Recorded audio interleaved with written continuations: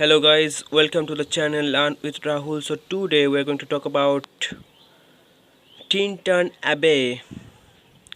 So before I start, I have a humble request for you guys. Please subscribe to my channel and press the bell icon.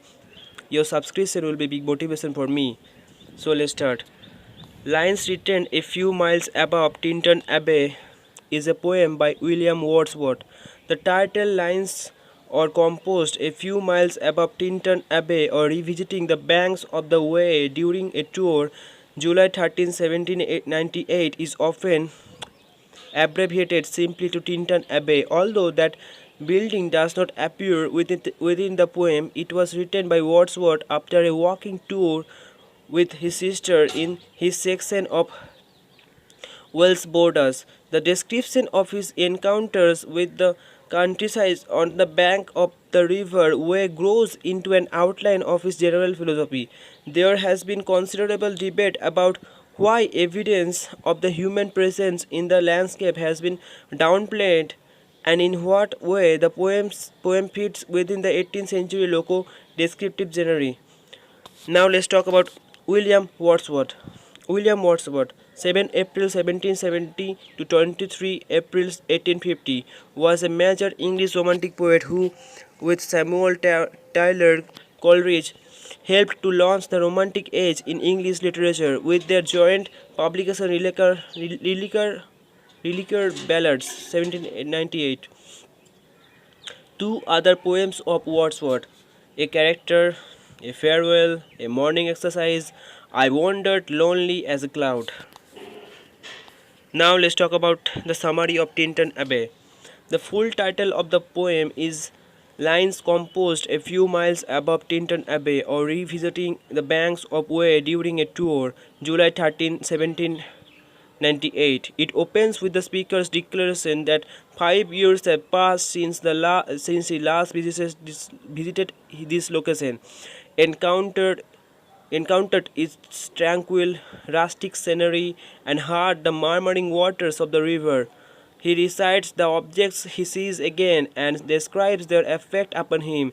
The steep and the lofty cliffs impresses upon him thoughts of more deep seclusion. He leans against the dark sycamore tree and looks at the cottage grounds and orchard trees, whose fruit is still unripe.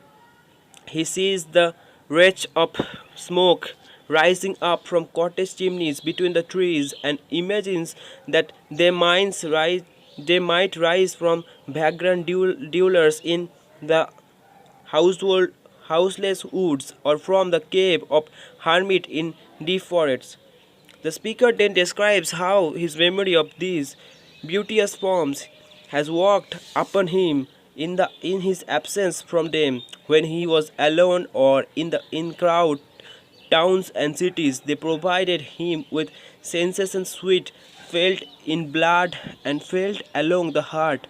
The memory of the woods and cottages offered tranquil restoration to his mind and even affected him when he was not aware of the memory, influencing his deeds of kindness and love. He further credits the memory of the scenes with offering him access to that mental and spiritual state in which the burden of the world is lightened, in which he becomes a living soul with a view into the life of things. The speaker then says that his belief that the memory of the woods has affected him so strongly may be vain, but if it is, he has still turned to the memory often in times of fretful stare. Even in the present moments, the memory of his past experiences in these surroundings floats over his present view of them, and he feels bittersweet joy in receiving them. He thinks happily too that his present experience will provide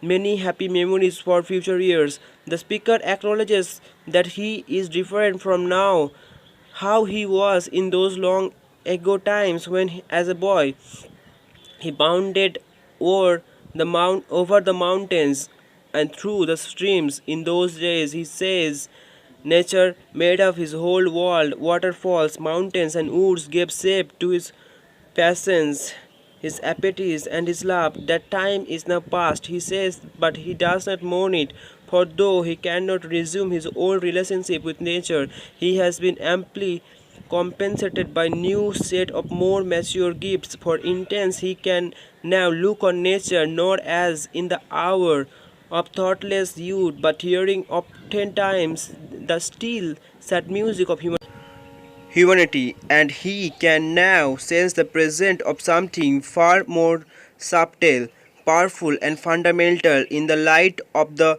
setting suns, the oceans, the air itself, and even in the mind of man.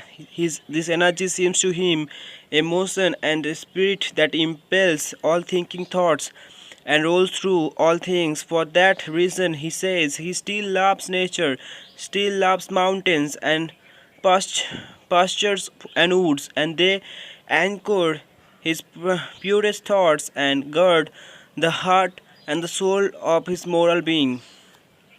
The speaker says that even if he did not feel this way or understand these things, he would still be in good spirits of the day, for he is in the company of his dear sister, who is also his dear friend, and in whose voice and manner he observes his former self and beholds what I was once.